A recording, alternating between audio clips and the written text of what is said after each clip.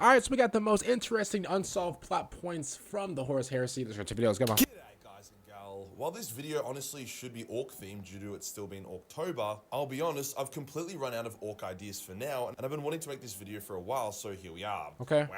But like Martin Luther King Jr. said, there's an Orc inside all of us, at all times. So yeah, happy When? Wait. Wait a minute. I must have missed the memo. When did Martin Luther King say that? Yo. First of all, make sure you guys, are following my Twitch at twitch.tv/KingIndy with 2 Y's. It's also at the bottom of the screen in the description down below. When did Martin Luther King say that? I forgot. I forgot he said that. October. The Horus Heresy was a mountain of spaghetti, with each strand of delicious pasta being its own plot point. Many of these plot points were pointless, many were satisfying and reached awesome conclusions, and many tied together nicely. Okay. However, some were never resolved, incredibly compelling and impactful plot lines that just sort of never ended. This would be okay if it wasn't for the fact that the setting has now progressed 10,000 years and the plot points have all technically resolved, but we haven't seen that resolution yet. Plot points that will hopefully be resolved in the inevitable upcoming Scouring series. Before we get started, what, you didn't think there'd be any orky shit at all? Guess again, as I'm happy to announce this month's VIP limited edition models. We have the Orc Warlord as well as the Orc War Machine. These models are absolute Goliaths, especially as they come in 3 different scales. The tabletop scale for your wargaming needs, the 75mm scale if you want to focus more on the painting side of things and prefer larger details, as well as the 112 scale for when you want to flex on your map. Yo, how many of you guys actually have like actual like figures I would assume that like some of you guys have like the tabletop like figures and stuff like that, but like how many of you guys have like big figures? I'm talking about like huge, like you see how like this figure comes in like 3 different sizes, like the tabletop size, the collection like size, stuff like that. Like how many of you guys have like the big ones, and like how much did it cost? 8. To be honest, the 75mm scale and the 112 scale for the Orc War Machine is probably the most lore-friendly size. The Orc Warlord would be the ultimate centerpiece for any Orc army. It's a callback to an older design, but my bad, y'all. Sorry about that. Detailing and scaling. The Orc War Machines are a rendition of the King Orc, done in a more detailed modular way. Both Orcs have numerous arm and weapon variants, and as always, are super limited and will never come back to the store. Most VIP limited sales are sold out by the end of the weekend. The detail in these things is insane. As usual with the VIP limited launches, these are not actually major minis. The Orc War Machine was done by 3D Art Guy as part of a collaboration we have going on, and the Orc Warlord is from an anonymous modeler. The STLs for the Orc War Machines is on 3D Art Guy's mini factory page. Dang. So if you have a 3D printer, then go. They're really detailed as well. That's a good thing too, man. Wow, bro. That's there. As a bonus surprise, we're also bringing back the pre-painted Major Mini offer.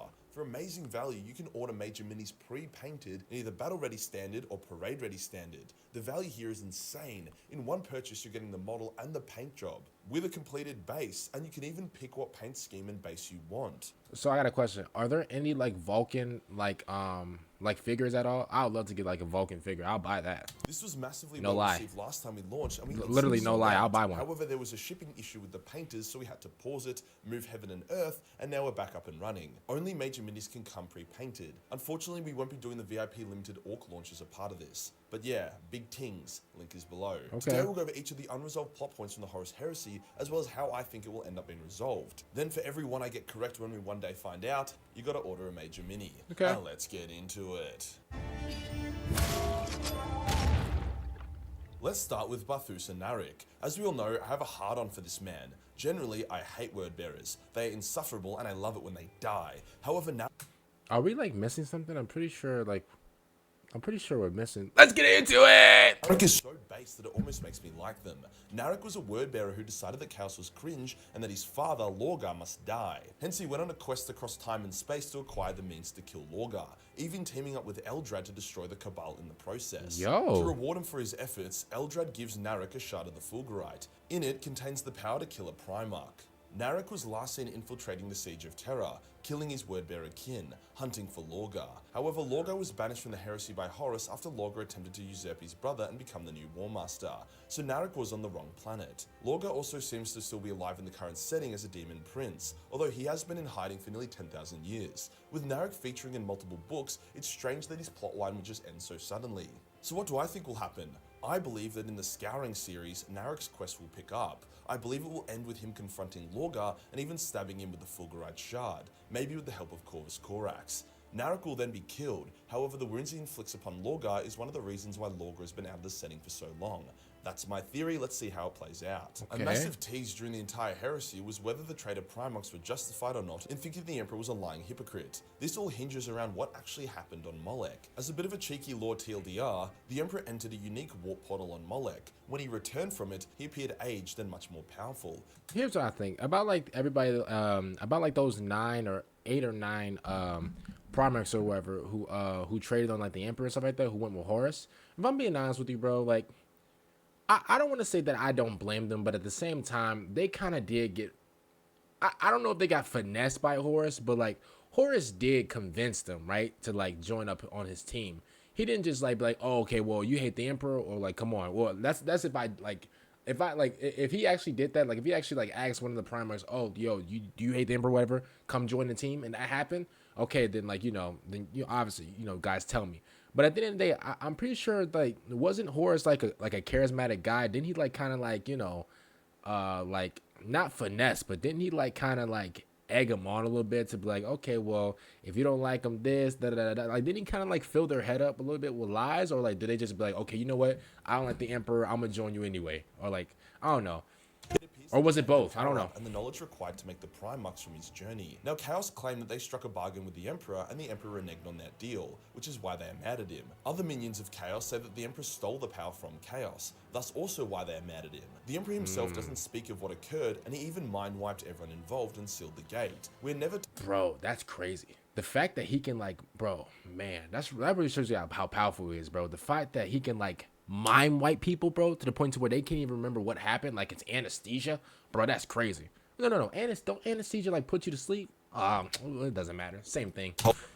Occurred, so we never know if Chaos had a point. My theory is that this was a special warp portal that gave the Emperor much more access to the warp than normal, kind of like a warp control room. From here, he was able to coax or kidnap 20 minor warp god entities and brought them back with him to create his Primarchs, thus explaining why Primarchs have such massive warp presences and can seemingly bend destiny to their will. Yeah, Chaos that's why they got the aura. entire warp is their domain, hence they consider him taking those minor warp gods as stealing. The Emperor didn't want to tell his Primarchs what happened, as it's pretty cooked to tell a bunch of warp gods wrapped in human flesh that gods don't exist. But that's just my theory. As of now, we don't know exactly what happened. This next one is a bit of a niche one, but we like it niche. We're fucking Warhammer fans. What was the fate of Arik Tyrannus, one of the last surviving Thunder Warriors? The Thunder Warriors were the cheap, brutal but powerful precursors to the Astartes. They were excellent at battle, even more powerful than a Space Marine. However, that was about it. They had very little aptitude for diplomacy, tactics, or the bigger picture.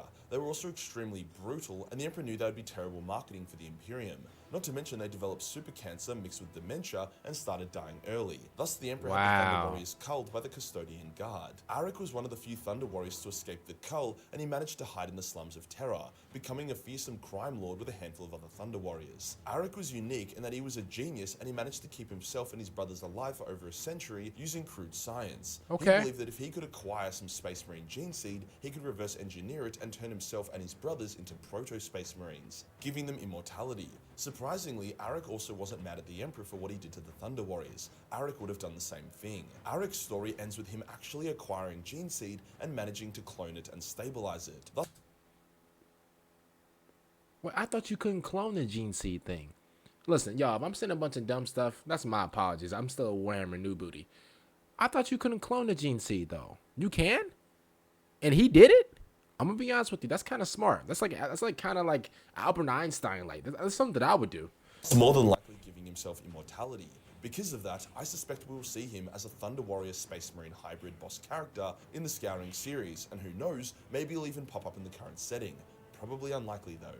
The only Space Marine that I wank harder to than Barthusa Narek is Nykona Sharrowkyn, a Raven Guard who decided that all traitors, from the lowest cultist to the highest Primarch, were on his kill list. This guy slaughtered Chaos Champion after Chaos Champion, killing the greatest duelist in the Alpha Legion as well as Lucius himself. He even squared off against Alpharius without hesitation. However, we don't have a definitive end to his story. We last see him arriving in the Sol system and then going through hell in order to retrieve a very important piece of tech called the Magna Matter, before putting himself and the Magna Matter into stasis. The thing is, the Magna Matter is what was used to create the Primarchs Marines, so at some point, Belisarius Cawl did actually retrieve it, thus he would have also retrieved Nykona Sharrowkyn. The question is when? Did Cawl get the Magna Matter only a few centuries or millennia after the Heresy ended, thus Nykona would have died now off screen? Or was it the final piece of the puzzle that he had only recently acquired, meaning Sharrowkyn could still be alive in the current setting? It's unclear, but either way... Man, hey, listen, man, no homo or nothing like that. Man, but his thighs is huge.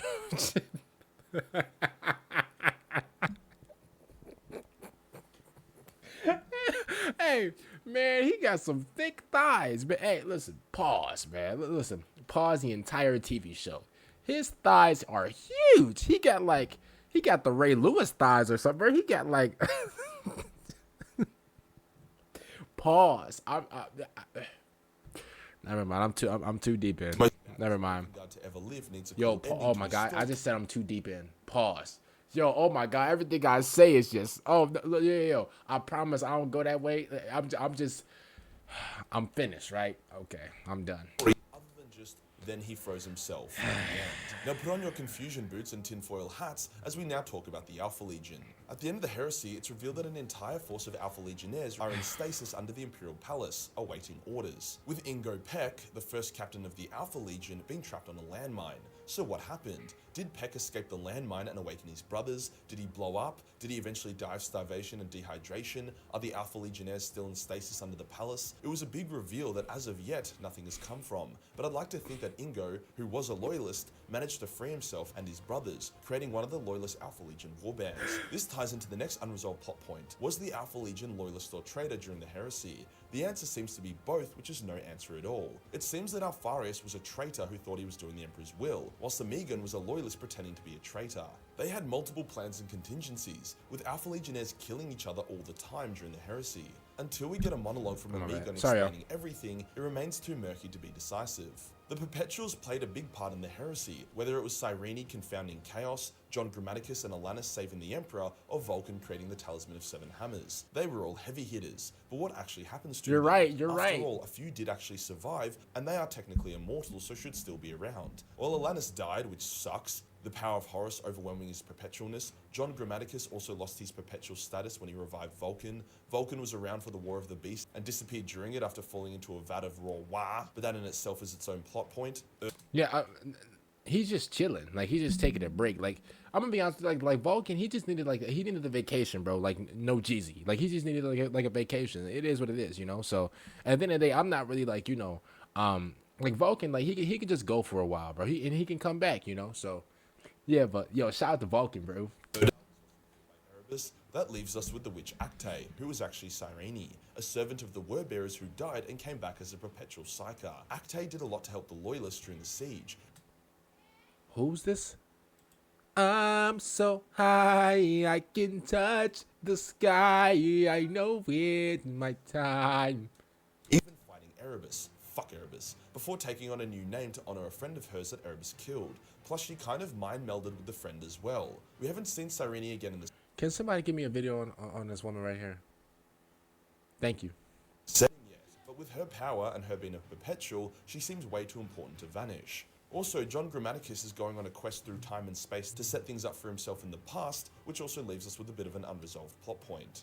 Now getting a bit dusty, let's check out an interesting plot point on Mars. When the Dark Mechanicum took over Mars, there were still loyalist elements doing everything they could to resist, but they were struggling, until they decided to go fuck it and released the Tabula Myriad, a super AI device that was imprisoned for being an abominable intelligence. However, the Tabula Myriad was also extremely anti-chaos and could completely purge and reverse scrap code and chaos tainter machines. For example, if it stood in front of a chaos titan, so they basically got Siri doing work. Okay, I respect. Yo, shout out to Siri, bro. Okay. Could completely cleanse that titan of taint within moments, with even the physical mutations of the titan vanishing. The last we see of the Tabulum is it helping the loyalists on Mars fight back. cleansing corruption and giving them clear, concise, and awesome tactics. It's unclear if it eventually will be destroyed or imprisoned once again, but I'm keen to find out. The Dark King was a big part of the end of the Heresy. However, the Emperor banished it from himself. He didn't just banish the Dark King though, he also banished the Star Child. However, you can't just delete god tier stuff like that. There's always an echo. We don't know what the ramifications of the Star Child or Dark King is yet, but with the Emperor awakening, these aspects of himself may soon come back into play. And finally, the last interesting unresolved plot point for today, the fate of Leetu, the first ever Space Marine. Leetu was created before the Primarchs as the ultimate prototype. He was handmade by Eldar and the Emperor themselves, thus he was special. After all, he got dumped in front of all 4 Chaos Gods. Wait, so that Eldar thing, that's true? That's real life? Like that's like an actual real life thing? Okay, well, not real life, but I'm saying like that's actually a part of the lore. I thought that Eldar thing, I thought that was like a myth or like a theory. Okay, wow. Okay, so Eldar. I need to do a video on Eldar too. Wow. Okay. Remained completely uncorrupted. He is last seen about to be interrogated by the Loyalists after the Heresy, playing with a deck of tarot cards. But being such an important guy, I'm hoping his eventual fate is more interesting. Maybe he found something dope or creates a legacy that echoes into the current setting. Either way, I don't think this is the last we will see of Leetu. If you enjoyed the video and you want to support... Shout out, man, to Majorkill. Also, make sure you guys follow my Twitch at twitch.tv/KingNate2Ys. And also, man, if you're not subscribed to the channel, make sure you're subscribed to the channel. Other than that, man, I'll see you guys later. Peace out.